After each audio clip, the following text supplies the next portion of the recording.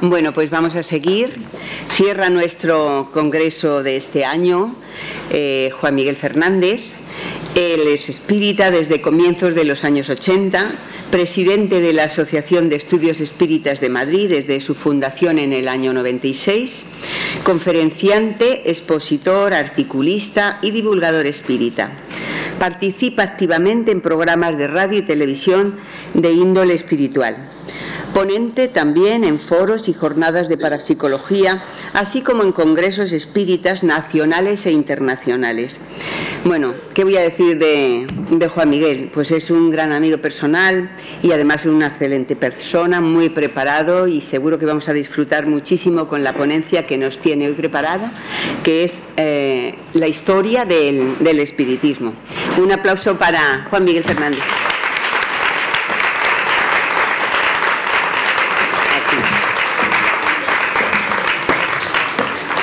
Pues muy buenos días a todos. Muchísimas gracias por acompañarnos, por estar aquí en esta mañana. Y también quería agradecer a Gloria y a José, en representación de Mil Caminos, la oportunidad que nos va a dar, pues precisamente de hablar de un tema tan interesante para nosotros, pero al tiempo tan desconocido como es el espiritismo. Y decimos que es desconocido porque verdaderamente las personas tienen un concepto del espiritismo muy equivocado de lo que verdaderamente es. El espiritismo no es simplemente el fenómeno mediúnico que tantos y tantos apreciamos a través de los medios de comunicación, sino que el espiritismo es la ciencia que trata de la naturaleza, del origen y del destino de los espíritus y de su relación con el mundo corporal, con todos nosotros, y que está basado fundamentalmente en tres principios. El principio científico, porque investiga los fenómenos, buscando su origen y su explicación. Investiga también el tema filosófico, porque nos dice de dónde venimos, hacia dónde vamos, qué es lo que hacemos aquí. Y luego tenemos el tercero, que es quizá el más importante del espiritismo, que es la parte ético-moral. Siempre a lo largo de la historia han existido influencias espirituales, y lo vemos y las encontramos en las corrientes filosóficas, lo encontramos también en las religiones, en los credos, en las doctrinas, en los escritos, es decir, todo aquello que nos da una referencia de que efectivamente los espíritus han estado presentes. De hecho, a mediados del siglo XVIII y del siglo XIX hubo una serie de precursores que ya percibieron el movimiento del espiritismo, o por decirlo de alguna forma, del mundo de los espíritus, como fue Emanuel Swedenborg, Edward Hirschman, Andrew Jackson Davis, y que ellos prepararon el terreno precisamente para la nueva revelación. Era el comienzo del poderoso movimiento que los espíritus habían preparado para llamar la atención de las mentes dormidas. Tenemos que decir que los espiritistas consideramos el 31 de marzo, viernes precisamente, del año 1848, como el inicio del espiritismo, y se desarrolla en un pueblecito cercano, en Harderville. La mayoría de las personas que están aquí pensamos que ya conocen el tema de las hermanas Foss, pero es necesario que recordemos, porque vamos a comenzar a partir de ahí. A partir de ese momento comienza el despertar el interés a partir de este acontecimiento. Concretamente, en esta pequeña casa vivía una familia de granjeros llamada Foss, que adquirió la casa el 11 de diciembre de 1847, y anteriormente ya en ese lugar ya había ocurrido una serie de incidentes, de ruidos, de golpes, que llamaron la atención a los anteriores inquilinos. Pero en este caso, las dos niñas que vivían con el matrimonio, Margarita, de 14, y Catalina, de 11, estaban verdaderamente aterradas. Y tal fue así que ocurrió que las tuvieron que llevar al domicilio, a la habitación de los padres, para que concretamente sacasen de esa situación tan difícil que tenían, porque estaban asustadas. En esa noche Había otra hija también, llamada Lea, que es la que se encuentra en el centro, concretamente esta, que era profesora de piano en Rochester, que fue quizá mucho más sensitiva que las anteriores hermanas, pero no quiso colaborar en esta situación que, como veremos luego, no condujo a ninguna situación feliz a las hermanas. La jovencita Catalina desafió al poder invisible, aquel que hacía los ruidos, y para que repitiera los golpes que ella producía con los dedos, diciendo: «Señor desconocido, haga usted lo que yo hago», y golpeaba. Y el reto era pues devuelto inmediatamente cuando el espíritu contestaba. Y Margarita, para burlarse, dijo también ahora otra cosa: «Ahora haga usted lo mismo que yo». Y golpeó con los dedos: 1, 2, 3, 4, y quedaron horrorizadas porque el espíritu contestó igual que la niña había hablado. Se trataba de un espíritu llamado Carlos Rosma, que había sido asesinado a golpes en esa casa hacía 5 años, cuando él tenía 31, para robarle $500. Y la habían enterrado en la cueva, a varios metros de profundidad. Pero verdaderamente la persona que desafió al espíritu fue la madre, la señora Foss. Tanto es así que el espíritu le contestó a través de los golpes, buscando en las palabras del abecedario los nombres de los 7 hijos que había tenido, junto también con las edades. Inclusive le dijo de uno de ellos que había fallecido. Esto llamó tanto la atención que ella inmediatamente llamó a los vecinos para que preguntasen a ver si verdaderamente era algo importante. Y efectivamente los vecinos preguntaban y el espíritu contestaba. ¿Y cómo sería? ¿Cómo afectó de esta forma a esta familia? Primero que les expulsaron de la iglesia que ellos frecuentaban, y después la madre, al cabo de los 8 días, el pelo se le convirtió en pelo blanco, de la impresión que todos estos ruidos y todas estas cuestiones estaban envolviéndoles a esta familia. Durante algunos años, las 2 jóvenes hermanas, Catalina y Margarita, ahí tenemos las firmas originales de ellas, dieron sesiones en Nueva York y en otras ciudades americanas, aunque los espíritus no estaban conformes con ellas. Y no estaban conformes porque ellas, que fueron explotadas económicamente, cobraban en las actuaciones que tenían. En aquellos años la mediunidad de las jóvenes pues hacía furor entre las personas que buscaban la curiosidad. Bueno, esto no es algo anormal. Hoy en día también aquellas personas que visitan a las videntes, a los futurólogos, etcétera, pues lo que buscan más que otra cosa es la curiosidad. Pero ellas siempre salían triunfantes de todas las pruebas a las que fueron sometidas. Pero lo peor de ello es que las niñas, como realizaban bastantes reuniones a lo largo del día, puesto que cobraban la entrada, eran excitadas con la bebida, con el champán. Ellos abusaban de ese tema. Había ciertas personas que las explotaron y que las hicieron llevar una vida muy desgraciadas. Los fenómenos de los movimientos, de las mesas y de los muebles, pues estaban de moda en las reuniones sociales. A partir de 1852, de Estados Unidos, pues pasaron al viejo continente, concretamente a Inglaterra, y de ahí se extendió el fenómeno al resto de los países europeos. Concretamente en ese año, en el mes de octubre, pues María Hayden fue la primera medium que cruzó el océano para ir a Inglaterra. ¿Pero qué ocurría?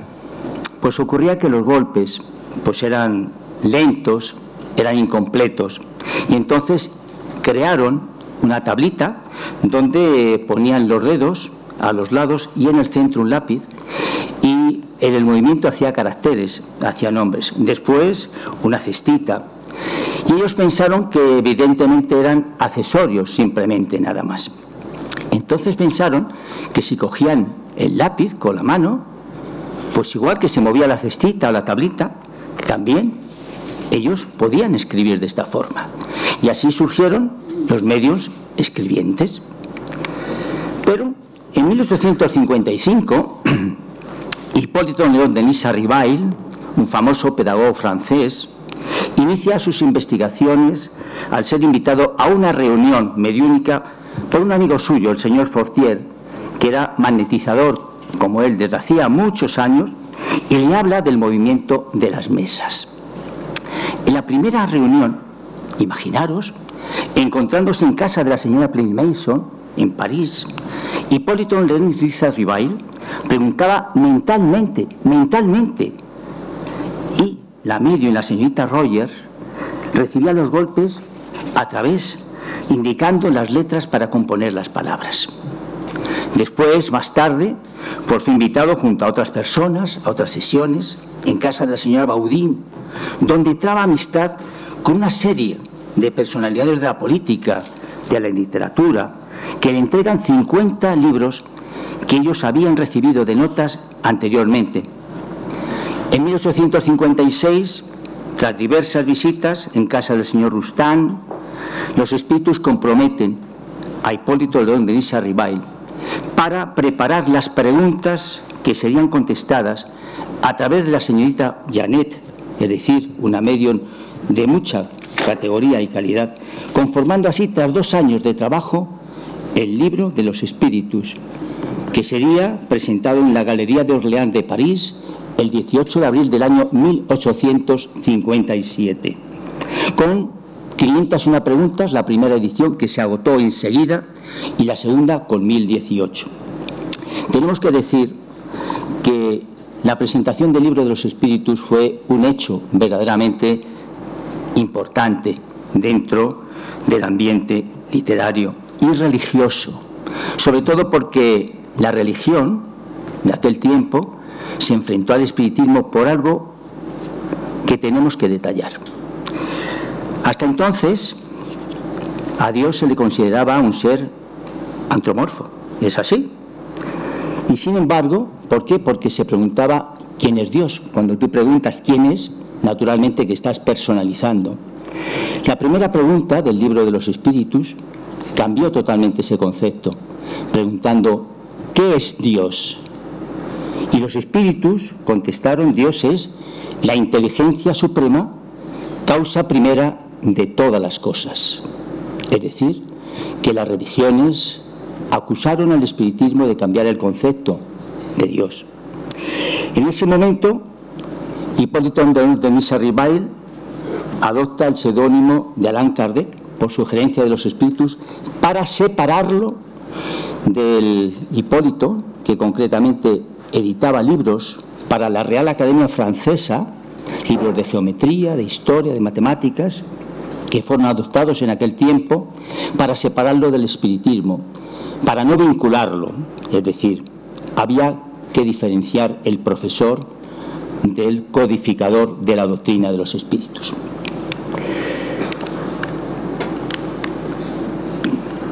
Tenemos aquí a Víctor Hugo. Víctor Hugo, tras las experiencias con la medium francesa, Delphine de Girardin, que era amiga de la familia, en 1853, al recibir noticias de su hija, que había muerto ahogada en el río Sena junto a su esposo, se convirtió en un apasionado y habitual de las sesiones espiritistas. Desde 1857, concretamente hasta 1868, Kardec publica desde el libro de los espíritus, que es la parte filosófica, el libro de los medios, que es la práctica experimental, y también el Evangelio según el espiritismo, que es la parte moral de la doctrina espírita, aparte del cielo y el infierno y la Génesis. A partir de entonces comienzan a destacarse los medios apoyados por filósofos, por científicos, por investigadores, intelectuales, etcétera, y más tarde por los psicólogos, que encuentran en el movimiento del espiritismo una nueva fuente de estudio. Pero, ¿quiénes eran aquellos seres que se manifestaban? ¿Qué papel representaban en la vida de todos nosotros? Y ellos, aparte de transmitirnos que eran los seres inteligentes del universo, nos dijeron que eran las almas de aquellos que habían vivido en la Tierra y en otros mundos, y que se comunicaban precisamente para hacernos comprender que la vida continuaba, que somos seres inmortales, que estamos en crecimiento, que estamos en un estado de progreso espiritual. Y fueron reconocidos cuando los familiares, los amigos, vieron en sus mensajes sus nombres, sus referencias, sus connotaciones, percibiendo verdaderamente el interés de todos ellos por hacernos comprender que la vida continuaba, que la muerte no existía. Y el 1 de abril de 1858 se constituye el primer grupo espírita, la Sociedad Parisiense de Estudios Espíritas, fundada por Allan Kardec, y la Revista Espiritista. Y se inicia el invalorable trabajo de demostrar la continuidad de la vida más allá de la muerte. Y entre ellos, entre todos los investigadores, pues tenemos a Charles Richer, Premio Nobel de Fisiología en el año 1913. Gabriel Delaine, autor, entre otras muchas obras, del alma es inmortal. El famoso astrónomo francés Camille Flammarion, el escritor Víctor Hugo, como hemos visto antes. Y a lo largo de la segunda mitad del siglo XIX y a principios del siglo XX, son muchos los investigadores y científicos que realizan sus estudios sobre los medios que van surgiendo. Y se van creando asociaciones en diferentes países donde se estudia el espiritismo, basado en la codificación espírita dictada por los espíritus superiores y reunida por Allan Kardec, así como la publicación de múltiples obras literarias y revistas que se extiende por toda la geografía de los Estados Unidos y de Europa. Y esto crea millones de partidarios, millones de adeptos. Y muchos son los comités que se constituyen en aquel tiempo, en diversas épocas, para investigar los fenómenos del espiritismo. Y los más importantes fueron la Sociedad Dialéctica de Inglaterra, la Comisión Seiber en América, y más tarde la Sociedad Francesa, el Instituto General de Psicología, donde publican un libro de Eusapia Paladino, en aquel tiempo una gran medium que movía mesas, que se elevaba, que creaba materializaciones, que escribía automáticamente. Y con el tiempo pues se fueron incorporándose al espiritismo aquellos que encontraban los fenómenos interesantes porque demostraban la continuidad de la vida, así como otros que, habiendo perdido a un ser querido en la Primera Guerra Mundial, buscaban consolar sus vidas. Estamos en 1914.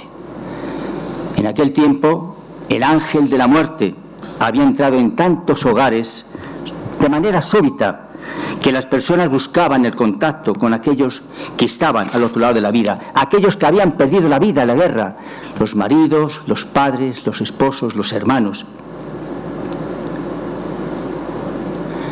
Más tarde, Margarita, en 1876, conecta con el profesor William Crookes.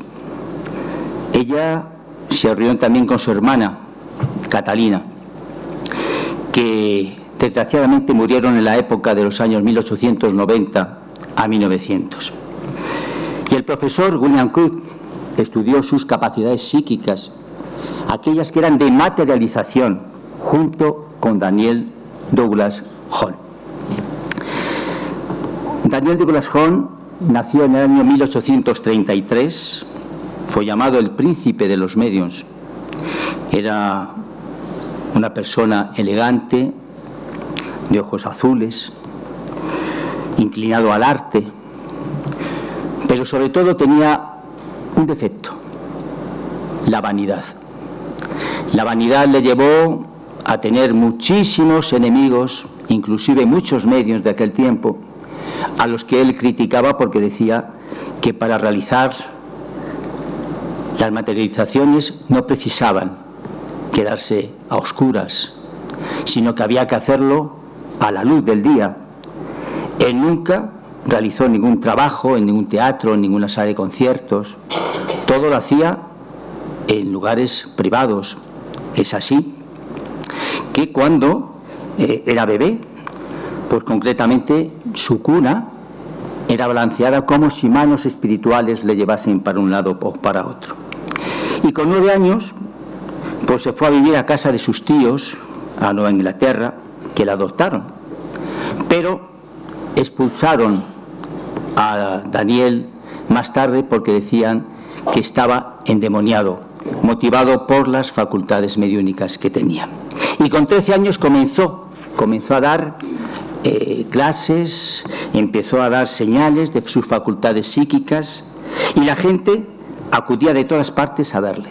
Él vivía de unas pequeñas rentas que había ido heredando. A veces daba hasta 6 y 7 sesiones al día. Y esto minó sus fuerzas psíquicas y fue causa de estar enfermo muy frecuentemente. Él tenía tuberculosis, el pulmón izquierdo lo tenía totalmente destrozado. Y sus facultades pasaban por la elevación de muebles y de su propio cuerpo. Era medium de voz directa, clarividente, medium de materializaciones, sostenía en sus manos carbones al rojo vivo y se dejó examinar por los científicos honrados de la época. Él era levitado. De hecho, en una ocasión salió por una ventana de un edificio y entró por otra a 24 metros de altura, el 16 de diciembre del año 1868. Y fueron testigos de sus extraordinarias facultades los más destacados monarcas de Europa: Napoleón III, la emperatriz Eugenia, el zar Alejandro, los reyes de Baviera, el emperador Guillermo de Inglaterra, y que le invitaban precisamente para llevar a cabo sus fenómenos psíquicos. La reina Victoria de Inglaterra hablaba con su esposo, el príncipe Alberto, que la dirigía en el gobierno de su país a través del medium Daniel Douglas Home. Cuando Daniel acudía para visitar al emperador Napoleón III, los cristales de las tullerías crujían, las mesas del salón donde se iban a celebrar las cenas, se levantaban y todo lo que allí estaba expuesto permanecía en su sitio sin caerse. Los espíritus le daban la bienvenida de esta manera. En una de las ocasiones, os voy a contar, en que fue llamado por el emperador Napoleón III, fue invitado a realizar una reunión mediúnica. Y el medium indicó que había tantas personas presentes, pues que no era posible, por lo que rogó que saliesen del salón la mayoría de ellas para poder llevar a cabo y a buen término la sesión. Salió también, muy molesta, por no poderse quedar a la demostración, la esposa de Napoleón III, la emperatriz Eugenia de Montijo. Y ya en pleno trabajo se manifestó el espíritu de Napoleón I Bonaparte, contestando a las preguntas de los presentes. El emperador Napoleón III y sus amigos mostraron su escepticismo y solicitaron la presencia de la esposa de la emperatriz. Y en ese instante, para tener la certeza de ese contacto, Daniel Douglas Home indicó a la emperatriz que alguien tocaría sus faldas, y así fue. Una mano materializada la rozó. Era la mano de su padre, identificado por tener un dedo de la mano quebrado. Daniel Douglas Home nunca cobró por sus trabajos mediúnicos. Jamás tuvo la intención de explotar sus condiciones a lo largo de los 30 años de su extraordinaria misión. Decía esto: no tengo dominio alguno sobre mis fuerzas. Ellas se valen de mí, no yo de ellas. Me abandonan durante varios meses y luego vienen de nuevo a mí con redoblada energía. Soy un instrumento pasivo y nada más. Y es cierto, los medios son instrumentos que reciben, cuando se encuentran en condiciones, las comunicaciones del mundo espiritual. Los medios no son los dueños de los espíritus. Los medios son los teléfonos, que actúan cuando les llaman, cuando consideran el momento oportuno para llevar a cabo una comunicación, cuando es necesario manifestar algún dato, algo que va a beneficiar a las personas que están allí presentes, y en los lugares además más inadecuados que pueda ser. Cuando es necesario, es así. En una ocasión, en 1857, el Unión Club de París le ofreció 2.000 libras, que en aquel tiempo, imaginaros cuánto dinero sería, por una sola sesión, y él la rechazó diciendo: he sido enviado para realizar una misión. Y esa misión es demostrar la inmortalidad del alma.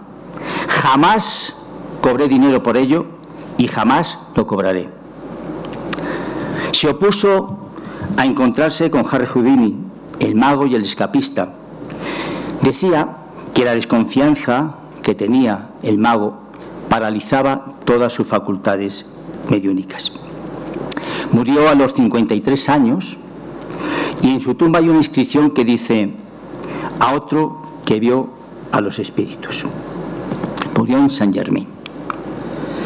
Tenemos aquí a Gustave Yaley. Gustave Yaley era el jefe del Instituto Metapsíquico de París y fue uno de los más ilustres precursores de la investigación psíquica, estudioso de las materializaciones ectoplásmicas. Cuando hablamos de las materializaciones, tenemos que decir que son creadas a través del ectoplasma. ¿Pero qué es el ectoplasma? El ectoplasma es una sustancia, es un vapor acuoso que se parece al agua, que surge de las concavidades de los medios, aquellos que son medios de materialización. La verdad es que son muy pocos, en estos tiempos mucho menos. Entonces sí que lo sabía, porque era una manera de llamar la atención a las personas, de hacerles comprender que vivimos al otro lado de la vida. Pues bien, Gustave Yaley escribió Del inconsciente al consciente, que fue un libro de texto de la época, y él investigó a un medium fantástico, a Frank Rusky, que realizaba moldes ectoplásmicos como estos que tenemos aquí, y materializaba al tiempo animales como perros, por ejemplo, un halcón, un animal parecido a un león, y también llegó a materializar a un hombre lobo. Imaginaos, en aquel tiempo. Todo era para llamar la atención, el despertar de las gentes.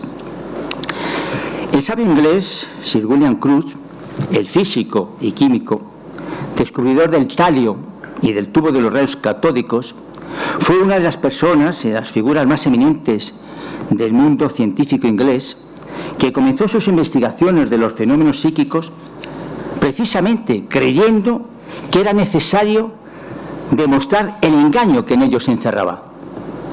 Y contactó con el espiritismo en el año 1869, concretamente el año en que muere Allan Kardec, después de publicar los 5 libros de la codificación. William Crookes estuvo en España en el año 1870. Por cierto día, una jovencita de 15 años llamada Florence Scott, acompañada de sus padres, de grandes condiciones psíquicas, se presentó a la esposa de William Crookes rogándole que su esposo la sometiera, ocupándose de ella, a toda clase de experimentos sin comprobación de sus facultades y en las condiciones que él mismo dictara, las que fuesen, ya que padecía muchos problemas psíquicos. Entre los años de 1870 y 1874, es decir, durante 3 años y 8 meses, William Crookes realizó materializaciones mediúnicas con Florence Scott, permitiendo que en su casa se manifestase un espíritu llamado Cathy King. Cathy King fue el nombre que ella adoptó, afirmando que era hija de Juan King, un espíritu que organizaba, curiosamente, las reuniones mediúnicas de los espiritistas, donde se materializaban espíritus. Cuando ocurre esta serie de circunstancias, siempre hay una entidad espiritual que es la que se ocupa de fraguar, de ordenar, de caminar a los espíritus que se van materializando. Pues él, Juan King, era uno de ellos. Las reuniones con Cathy King eran observadas por todos los presentes, con los que ella se paseaba, manifestando que su misión también era demostrar la inmortalidad del alma y la continuidad de la vida. Y en aquellos encuentros la tomaban la tensión, la tomaban el pulso, el tacto, los latidos del corazón, dialogaban con ella, de manera que todos aquellos que estaban presentes en aquel tiempo, pues eran testigos de la realidad que se estaba realizando. Y el proceso de materialización duraba entre 20 minutos y 1 hora aproximadamente, apareciendo una figura materializada por el ectoplasma de la medium. William Crude contemplaba cómo el rostro del espíritu comenzaba por parecerse a la medium. Era normal, porque si el ectoplasma emana de una persona determinada, quiere decirse que parte de su organismo, que parte de él, va a ser consumido por el espíritu que se está materializando. Pero al finalizar la materialización eran completamente distintas. Por ejemplo, el color de la piel de la medium era morena y el espíritu tenía la piel blanca. La medium tenía una verruga en el cuello. La medium llevaba pendientes y el espíritu no tenía ninguna indicación de que tuviese perforada la oreja. Los dedos del espíritu eran alargados, con las uñas afinadas, mientras que la medium tenía unos dedos cortos y se comía las uñas. El rostro, como vemos, más ancho, el de la medium, que el espíritu. El 29 de marzo del año 1874, ambas fueron fotografiadas juntas. Ella les contaba cómo estuvo tanto tiempo, llevó a tener tanta intimidad con la familia de William Crude, que contaba a los niños cuentos españoles concretamente. Y su vida, decía, que se había extinguido hacía 200 años atrás en Jamaica, durante el reinado de Carlos III. Y William Crude, el célebre físico inglés, después de intentar descubrir el fraude del espiritismo, dijo: yo no digo que esto es posible, digo que es una realidad. Estando seguro de la veracidad de los fenómenos espiritistas, sería una debilidad de mi parte si les negara mi testimonio. Y William Crude sacó 44 fotografías, concretamente de Kathy King y de la medium. Hay muchas más que las podéis localizar a través de Internet. La inglesa Elizabeth Esperance, nacida en Londres en el año 1855, fue una de las medios más completas de la época.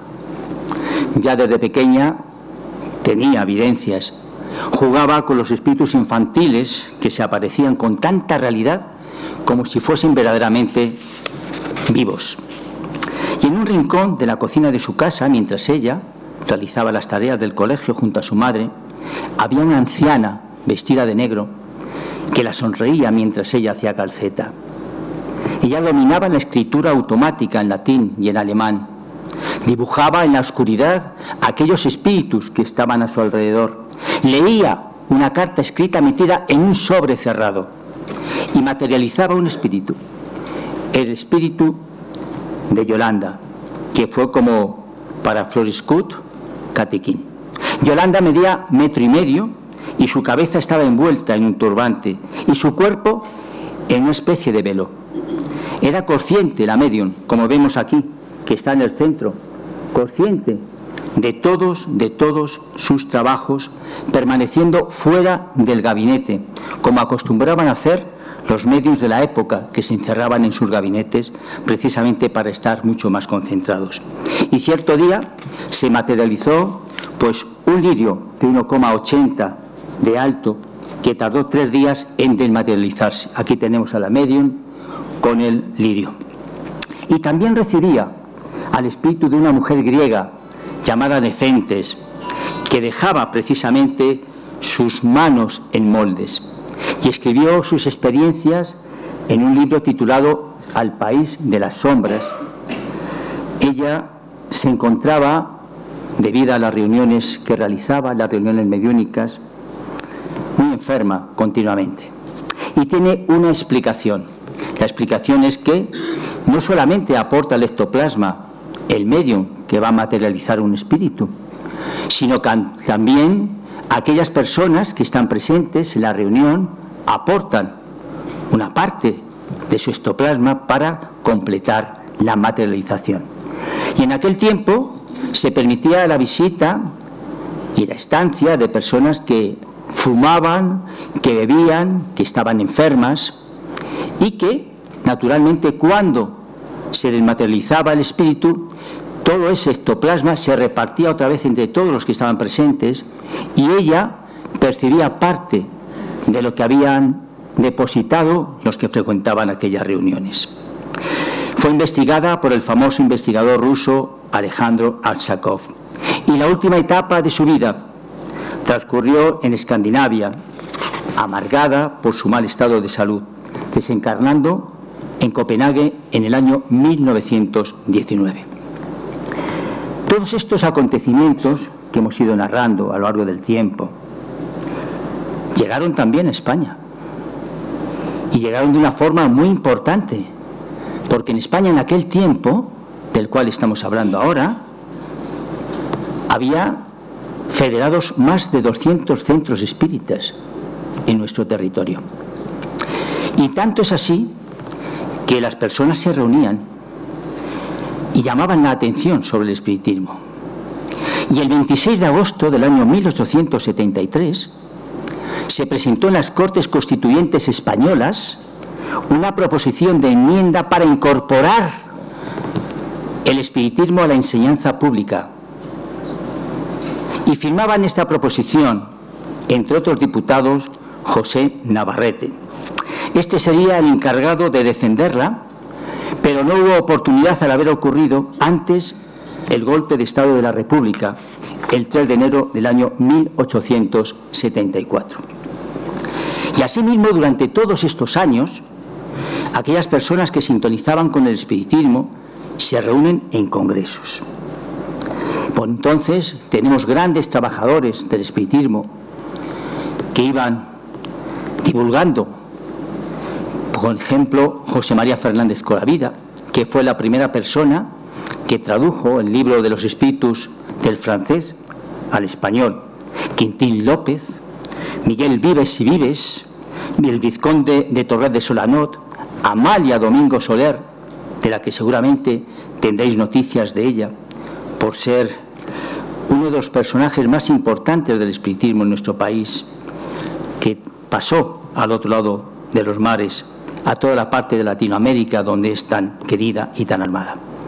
Y se inicia una serie de congresos que se realizan tanto en Estados Unidos como en el viejo continente, en Europa. Tanto es así que en 1888, el primer Congreso Espírita Internacional se realiza en Barcelona. El tercero en Madrid en 1892 y el quinto en septiembre de 1934, imaginaros, coincidiendo con la exposición universal que tenía lugar en Barcelona, donde la Generalitat de Cataluña ofreció sus salones y sus lugares para llevar a cabo este tema. El espiritismo empieza a extenderse y empieza a unificarse. Y os voy a contar una anécdota. Fijaros si sería importante, si habría despertado el interés de las gentes, que en Madrid habían congregado al público para una conferencia en el Teatro Muñoz Seca. ¿Lo recordáis? Que está en la Plaza del Carmen, aquí en Madrid, al lado de la calle Montera. Pues tal fue la afluencia de personas que tuvieron que sacar los altavoces para que la gente que se estaba amontonando alrededor pudiesen escuchar lo que los espiritistas estaban hablando. Hasta ese punto el espiritismo estaba en nuestro país.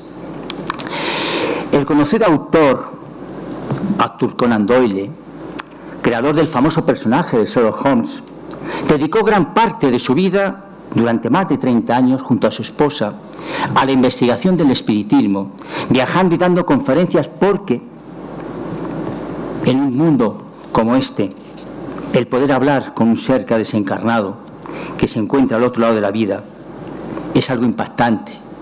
Y eso le ocurrió a Arthur Conan Doyle. Él pudo contactar con su hijo, que había muerto. En su libro, Historia del Espiritismo, nos habla de los médiums que colaboraron en la divulgación de los fenómenos espiritistas, y entre ellos, William Stanton Moses, que escribió 24 libros a través de la psicografía, en escritura automática. La escritura automática proviene, lógicamente, de la psicografía. La psicografía son tres maneras de escribir.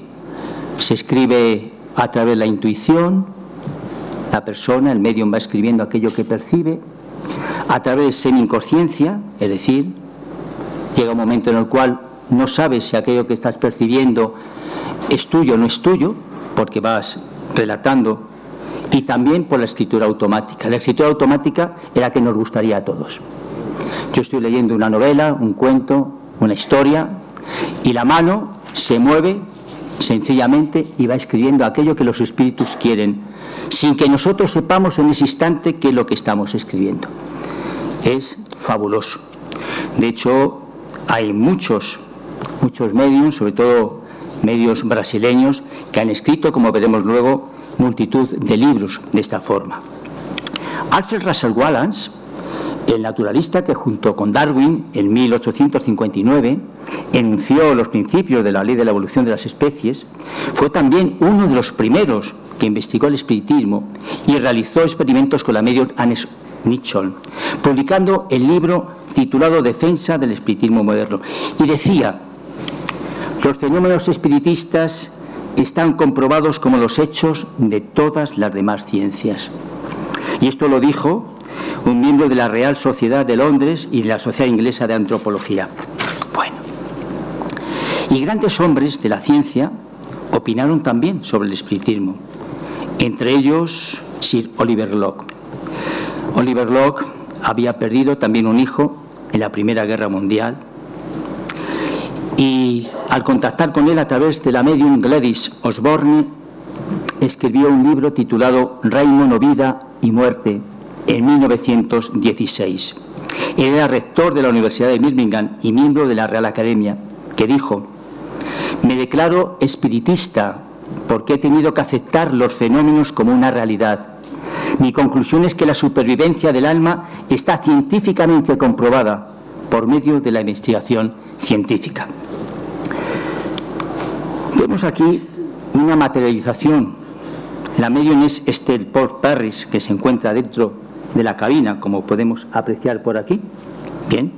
Y materializó un espíritu que se llamaba Silver Bell, fotografiada en 1953 con rayos infrarrojos.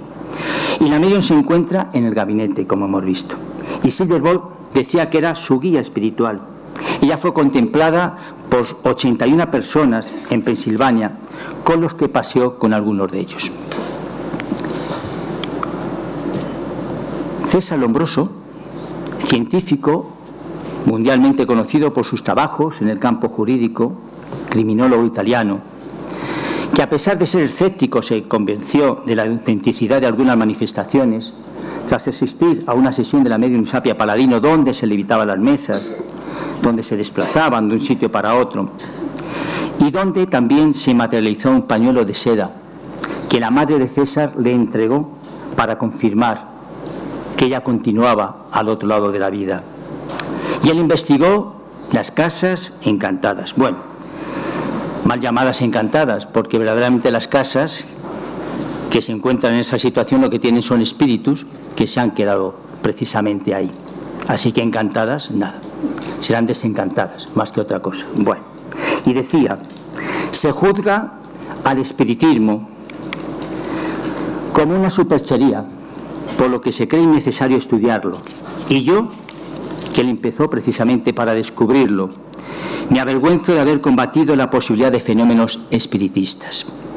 Y lo dijo el célebre criminalista italiano de la Universidad de Turín. Os voy a contar una historia.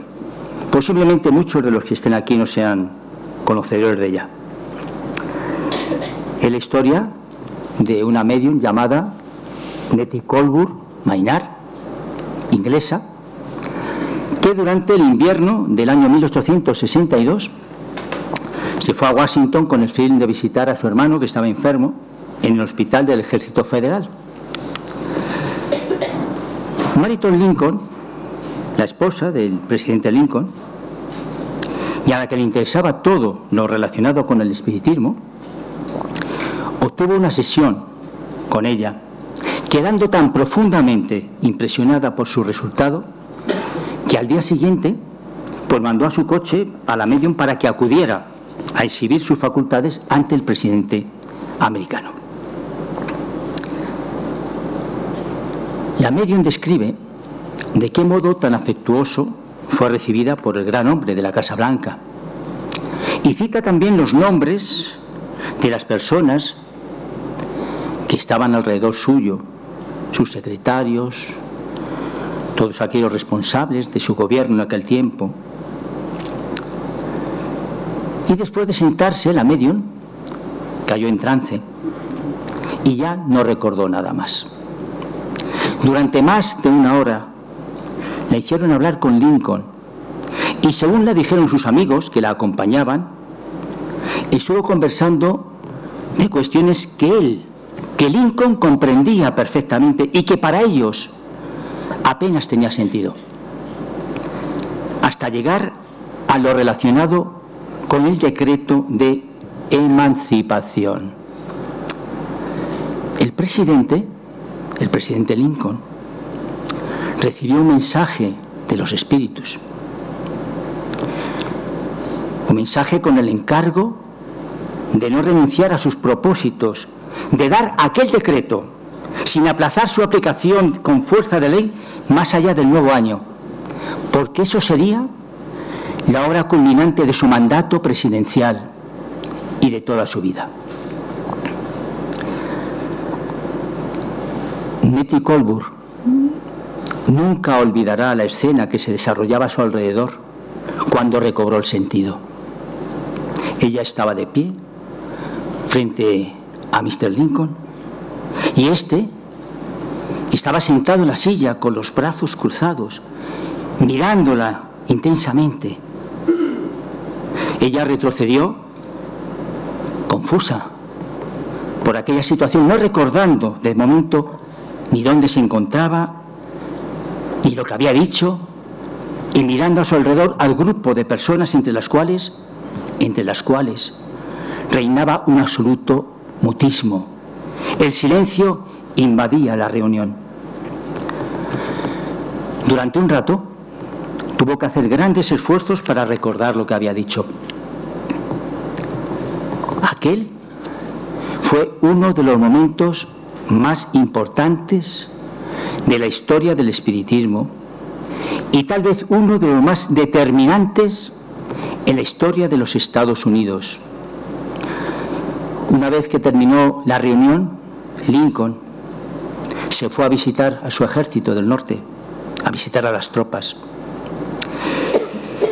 Y en el año 1863, el presidente Lincoln llevó a cabo la abolición de la esclavitud en Estados Unidos, tras pasar por el Parlamento americano. ¿Cómo influyen los espíritus en nuestras vidas? El libro de los espíritus, la cuestión 467, nos lo dice muy claro. Influye en vuestras vidas mucho más de lo que vosotros podáis pensar. Debemos recordar también otros instrumentos de los espíritus que colaboraron y que colaboran en la divulgación del espiritismo, como Arthur Finlay, Paul Givier, Carlos Foster, considerado el más grande medium espiritista de Emanuel Swedenborg, que recibía a Virgilio, el medium brasileño Carlos Mirabelli, que tenía escritura automática, hacía levitaciones, materializaba objetos, etc. Francisco Cándido Xavier. Francisco Cándido Xavier ha sido el medium más destacado brasileño que ha existido. Él desencarnó el 30 de junio del año 2002 y a través de la psicografía automática, como hablábamos antes, él escribió 451 libros. 451 libros de todos los temas que podamos imaginar. Aparte de todas aquellas comunicaciones que entregaba personalmente a aquellos que se encontraban reunidos cuando él llevaba a cabo reuniones mediúnicas, transmitiéndoles el mensaje de sus seres queridos que se encontraban al otro lado de la vida, para consolarles, para hacerles comprender que muchas de las veces que desaparecemos de aquí, de este mundo, nos viene dado por una prueba que tenemos que superar, por algo que venimos del pasado. Hemos de recordar también otros contemporáneos, como Divaldo Franco, que hasta la fecha lleva 280 libros publicados. Es honoris causa por infinidad de estados en Brasil. José Medrado, el medium espiritista, psicográfico, de pintura. Raúl Teixeira, que se hizo precisamente físico y químico para comprender lo que el espiritismo explicaba, si verdaderamente a través de la ciencia él podía comprender todo lo que íbamos recibiendo. Él es profesor de profesores en la Universidad de Niterói, en Brasil. Y os voy a contar una anécdota de Raúl Teixeira. Como veis, es de color, tiene el pelo negro totalmente. Él ha venido a España, pues muchas veces para congresos que hemos realizado aquí, para conferencias. Un día tenía una conferencia en un centro donde nosotros éramos también testigos de esta situación, éramos miembros. Y yo tenía pues el encargo de presentarle a Raúl Teixeira para que nos hablase pues de aquello que casi siempre nos gusta, sobre todo los temas científicos, porque lo que hacen es ratificar precisamente lo que el espiritismo, los espíritus nos comentan. Termina la conferencia y entonces yo me levanto del lugar donde estoy, me acerco a él estaba así, a mi derecha, y le digo: Raúl, por favor, ¿te importaría darnos una oración de cierre de la reunión para que todos nos vayamos? Sí, ¿cómo no? Estaba aquí. Empieza a hacer la oración suavemente y yo noto, observándole, cómo va mermando de estatura poco a poco, y no es porque se fuese doblando, no, y va encogiéndose. Y en ese instante su voz va llevando a una persona mayor, a un anciano. Sigo observándole y le veo el pelo, había cambiado totalmente blanco, y su rostro era el rostro de un anciano. El espíritu, como nos dijo después Raúl, que se había materializado con él por un efecto de transfiguración, era el doctor Becerra de Meneses. El doctor Becerra de Meneses es un espíritu que trabaja muchísimo, sobre todo con la curación, visitando los centros espíritas de todo el mundo. Y él fue presidente de la Federación Espírita Brasileña y también fue político. Y sin embargo, él llevaba adelante su consulta, donde atendía a la gente de manera altruista, salvo algunos pocos que cobraba. De hecho, le llamaban el médico de los pobres. Inclusive uno de los días, él se quitó su anillo de casado y se lo entregó a una familia para que pudiesen comprar medicinas. Son los efectos de los espíritus cuando ellos quieren manifestarse, cuando ellos consideran que es el momento oportuno para observar lo que existe al otro lado de la vida, aquello que durante tantos y tantos años nos ha estado vetado a todos nosotros, y que gracias a los espíritus que se comunicaron con el mundo corporal a través de los dictados, a través de materializaciones, a través de todos aquellos hechos que nos han hecho llegar a nosotros, nos demuestran que la vida continúa. El 28 de noviembre de 1992, en Madrid, concretamente en este mismo centro que acabamos de hablar ahora, se constituyó el Consejo Espírita Internacional. Actualmente consta de 36 países de todo el mundo, y nombraron como secretario general entonces a don Rafael González Molina, Don Rafael González Molina, que merece que le citemos en esta tarde, él legalizó el espiritismo en 1881 en España, después de todo lo que se había pasado. Y concretamente, a partir de ese momento, después de crear la Federación Espírita Española, se fueron creando, pues, los congresos internacionales. Cada 3 años se realizan por un orden de votación: Brasilia, Portugal, Guatemala, París, Valencia, donde colaboramos hace unos años en su organización, Colombia, son las ciudades que han acogido estas celebraciones. Estamos hablando de congresos internacionales. El próximo será en México en el año 2019. En España también se realizan. Este año realizaremos el 25 Congreso Espírita Nacional, el 25 Congreso Espírita Nacional en Ciudad Real los días 6, 7 y 8 de noviembre. La historia nos ha traído aquí pues el recuerdo de muchos personajes que colaboraron de una manera u otra a la divulgación del espiritismo y a los fenómenos espiritistas en ese intercambio con el mundo espiritual. Pero no cabe la menor duda de que la grandeza de la doctrina espírita no está basada en el fenómeno, como muchos pueden pensar. Está basada en la transformación del ser humano.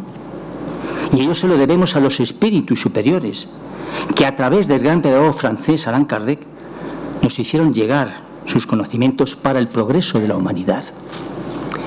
Sabemos que vivimos en un mundo de expiaciones y de pruebas. Si vamos consultando a cada uno de nosotros, veremos que todos cuantos estamos aquí, porque estamos encarnados para resolver problemas del pasado y para enfrentarnos a pruebas que tenemos que superar, ninguno de nosotros somos felices debido a este mundo en el que vivimos. El esfuerzo de los espíritus es para hacernos comprender que nuestro comportamiento en el día a día, puesto que hoy somos el resultado del ayer y hoy estamos construyendo el mañana, podamos tener un mundo mejor que este, podamos tener un mundo de regeneración y, como decía muy bien Manuel, es un mundo en el cual todos tenemos que vivir en unión, socialmente hermanados, de forma que todos caminemos hacia un mundo de más felicidad que el que tenemos ahora. A todos los espíritus que han ayudado y que ayudan, queremos mostrarle nuestro más sincero agradecimiento, y a vosotros también. Muchas gracias.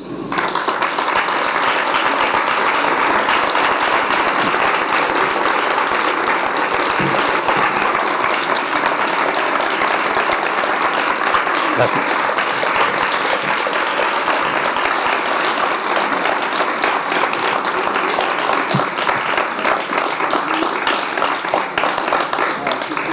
Si queréis alguna pregunta. Tenemos todavía un poquito de tiempo. Pues estupendo, muchas gracias.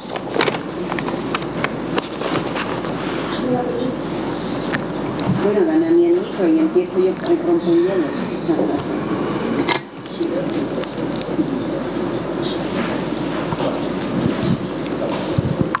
Bueno, pues muchas gracias, querido amigo Juan Miguel.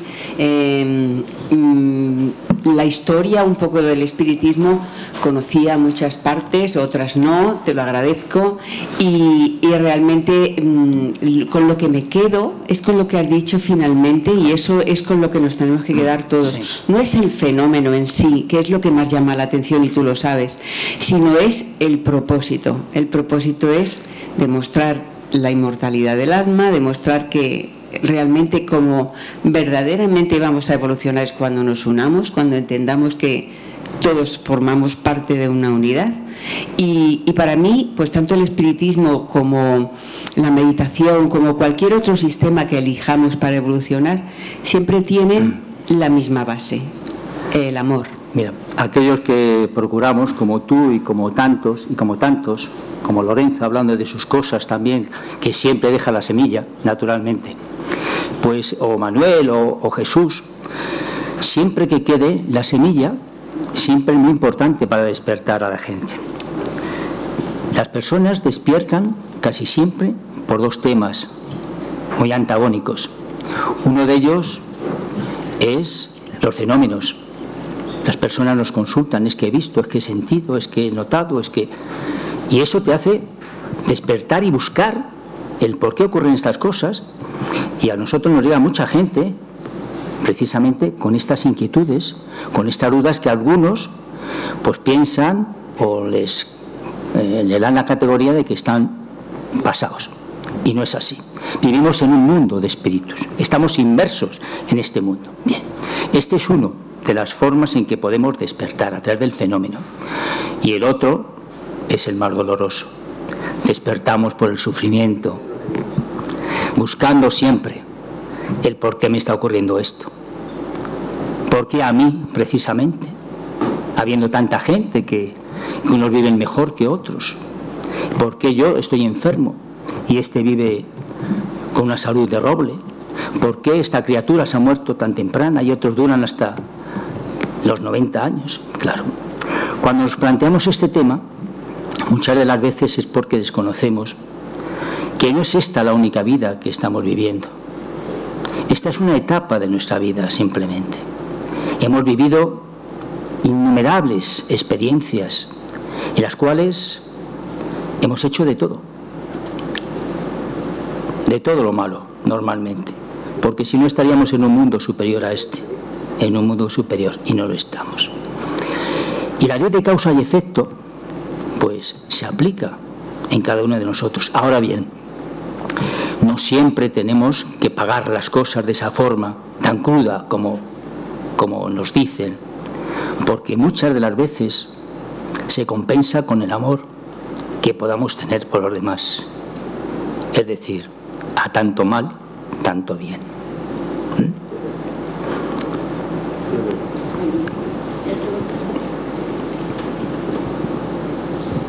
¿Qué tal? Buenos días. Mira, es una curiosidad. Has hablado de la historia del espiritismo. Mi padre le gustaban mucho estos temas, ya falleció. Y mi padre en Argentina era miembro de una escuela que se llamaba Escuela Científica Basilio. Sí. Y yo he ido a unas sesiones con él y, bueno, como no has comentado nada sobre eso... Pues es que se apartan un poco de la línea de Allan Kardec. Ajá, vale, pues nada más que era eso, simplemente, sí. Que eso sigue existiendo todavía, porque ya sí. Esa gente sigue reuniéndose. Sí. Nada más que era eso, sí. Gracias.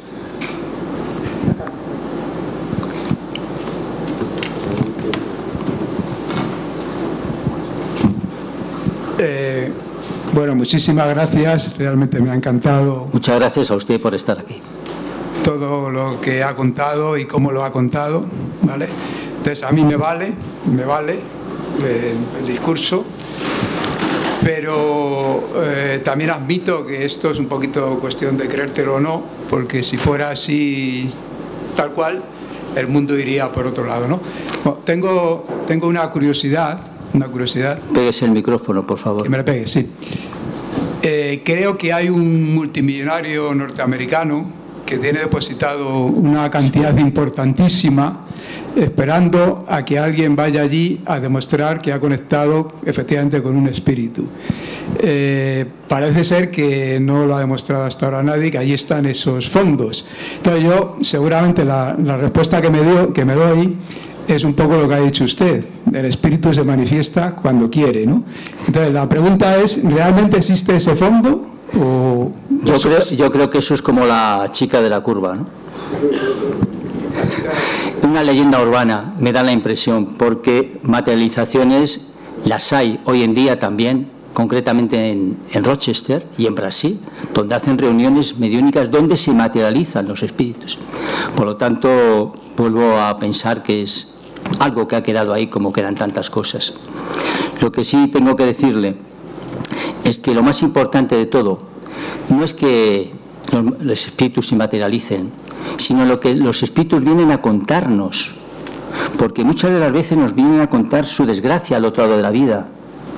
Nos llegan a contar aquellos que tomaron la decisión de quitarse de aquí del medio por circunstancias que hay que comprender también y que no vamos a valorar aquellos que se quitaron la vida, y nos vienen a decir que siguen con los mismos problemas que tenían entonces, que no ha desaparecido absolutamente nada de ellos mismos, porque cuando pasamos al otro lado nos llevamos nuestros sentimientos, nuestros conocimientos, nuestras emociones, nuestros amores, nuestras imperfecciones, nuestras adicciones, es decir, todo aquello que forma parte de nuestro ser, nuestro disco duro, continuando al otro lado de la vida. Ahora bien, al otro lado de la vida también nos dan oportunidades de recuperarnos, de trabajar y sobre todo de comprender lo equivocado que hemos estado al obviar una serie de circunstancias y sobre todo de nuestro comportamiento con aquellos que conviven con nosotros. Es cierto que la mayoría de las personas de un mismo núcleo familiar son espíritus con los cuales tenemos enfrentamientos, con los que no nos hemos llevado bien en otras experiencias, y que nuestra unión aquí precisamente es para acercarnos, para limar asperezas, para llegar a comprendernos, a perdonarnos los unos a los otros. Y por eso vemos muchas de las veces como hijos se enfrentan a los padres o padres a los hijos o entre los hermanos, porque todavía esa idea no se ha llevado a cabo, no se ha comprendido, quizá porque tenemos mucho desconocimiento de las cosas y de la vida espiritual. Muchas gracias. Muchas gracias.